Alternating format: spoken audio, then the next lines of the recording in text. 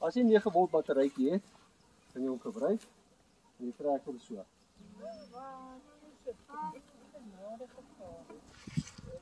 En dan trek ek hom. Kan jy liggie sien, né?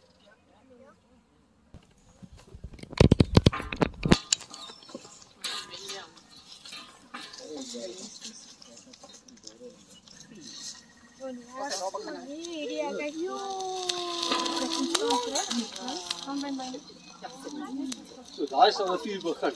Daai is na die vuur se kant toe nie, want dan gaan jy 'n vuur uitmekaar uitslaan. So wat jy doen is jy hou hom vas en jy trek.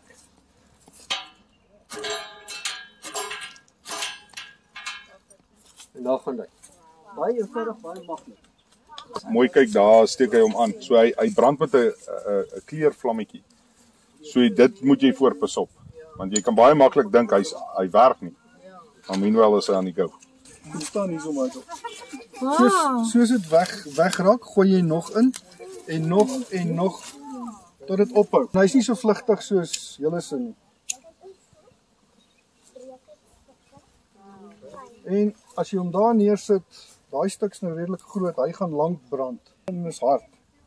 Want daar's kerswas in die hele tube, so jy kan hom net so uittrek.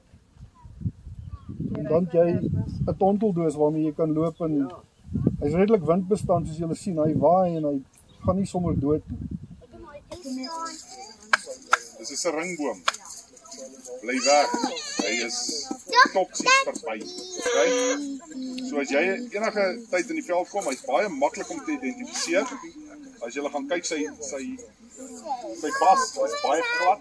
Hy's nie robuust soos enige ander plant. En as die hout droog is, as die hout droog is van 'n sering, is hy lig. Hy't nie baie gewig nie. So dis eintlik 'n stupid, dis nie eintlik 'n ding om, maar baie mense gebruik hom om die vuur in gang te kry en dis waar jy jou fout maak. Maar dis nog maar 'n paar stukkies ysters wat ek in my erf rondgelê het en ek maak nog goed by mekaar en ek hou van planne en navorsing. Ek is heeltyd besig om iets nuuts te probeer.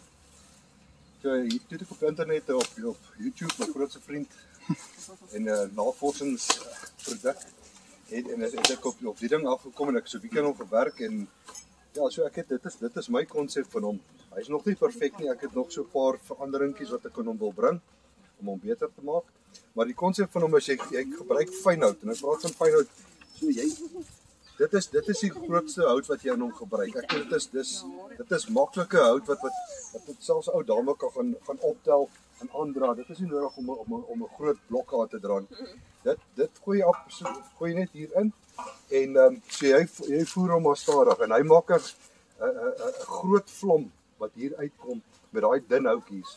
So jy beheer jou suurstof wat in hom in en hy trek die suurstof en as hy nou regtig mooi brand, begin hy dit klik vir so soos wat hy hierso 'n vlam, 'n blaasvlam maak.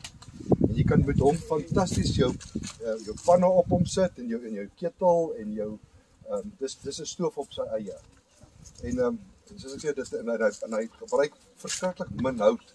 So jy maak hom hier op, maak hom toe, jy seël hom basies die hout sodat hy nie moet opbrand in soos die hout klaar brand, sak hy af en hy bly van daai kant af brand en jy beheer die temperatuur met die vloei hierso. Dit is 'n eenvoudige konsep en hy werk fantasties daar.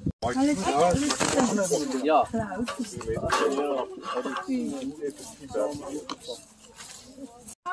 Ja, alles kwyt. Dis die begin van sop. Dis julle dis die honde se waterbak. Dan Hier kom die water. Ek het 'n boksfreezer hier, toch? Ek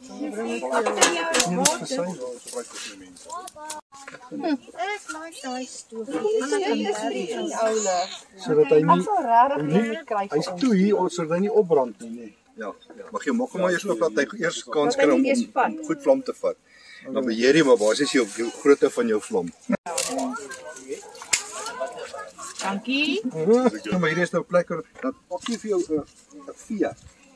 So die wind om hom kan gaan en dan kan jy jou fyn houtjies en jou goeders op hom pak ook. En dan kan jy vir jou fyn houtjies en jy vuur onder hom maak. So dan begin hy te trek die wind trek oor hom, maar hy gee vir tog genoeg wind binne-in om hom te laat brand. Ek gou vinnig myne wys. Soos my konsep, jy pak hom so hoog soos wat jy kan. Jy het jou, wat ook al jy nou gebruik hier binne, ons gebruik gewoonlik maar koerantpapier, fyn houtjies. En dis so ons om aan die brand steek.